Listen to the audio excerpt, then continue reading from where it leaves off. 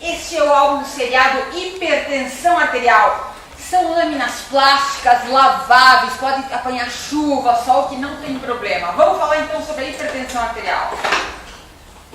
Tem 3 tipos de pacientes: os que não sabem que são hipertensos, os que sabem que são e os que sabem, mas não realizam tratamento.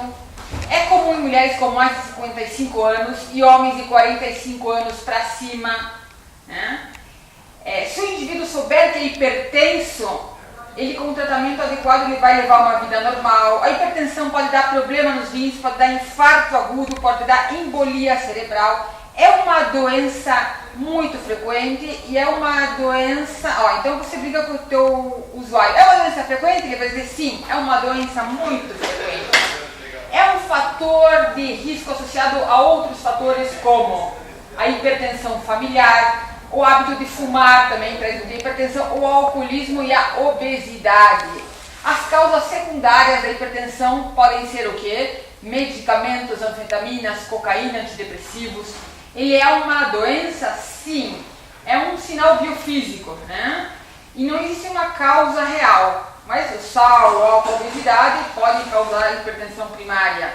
O aparecimento pode ser devido a fatores ambientais e genéticos. Por exemplo, pais e avós hipertensos, somados a fatores ambientais, podem ocasionar também a hipertensão primária.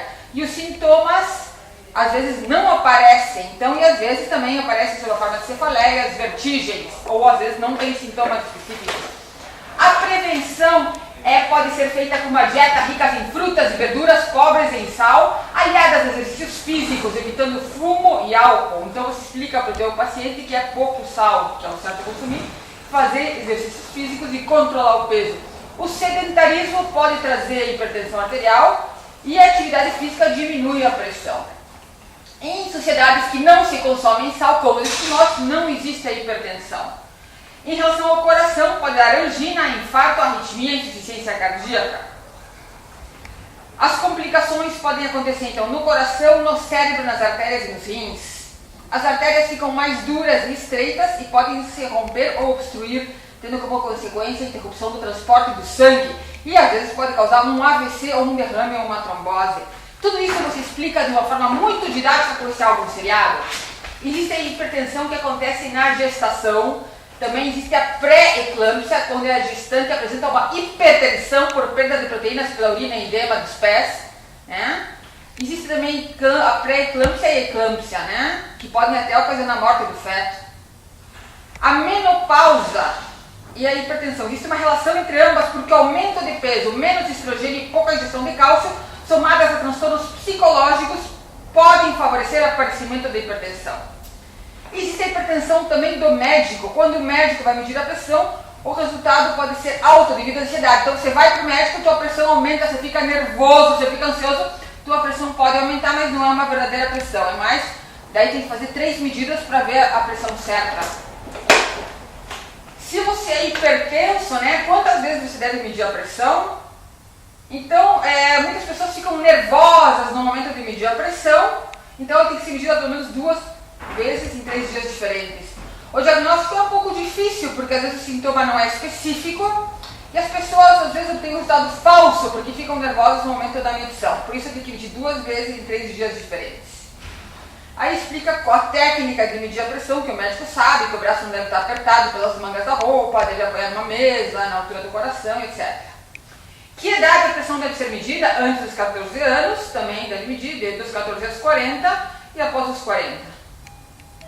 A pressão mínima é mais alta nos indivíduos mais jovens após os 50 anos, depois tende a baixar. Tem pessoas que colocam um holter, que é um aparelhinho que se coloca no braço durante 24 horas e faz o acompanhamento e registra toda a pressão. E se não apresentar nenhum sintoma, a pessoa deverá ser tratada? Sim. Mesmo silenciosas, as artérias terão depósitos de ateromas, diminuindo a irrigação. Isso também pode trazer problemas. Então a pressão deve estar abaixo de 14/19.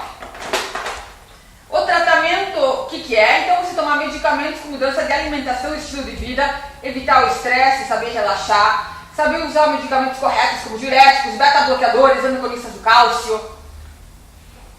Os medicamentos devem ser associados com a diminuição do sal, não comer frios, cozinhar sem o mínimo de sal, melhorar o gosto da comida colocando temperos como cebola, orégano, manjericão, comer alimentos ricos em fibras, realizar exercício moderado. Também interessante é caminhar e andar, são exercícios muito bons.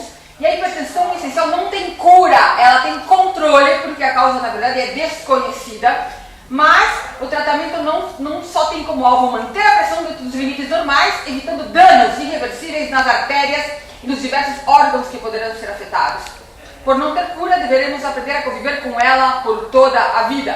Se soubermos como mantê-la dentro dos limites da normalidade, poderemos levar também uma vida normal, aproveitando tudo de bom que ela tem para nos oferecer. Então você aborda de uma forma muito completa tudo sobre a hipertensão arterial. Esse material é um show!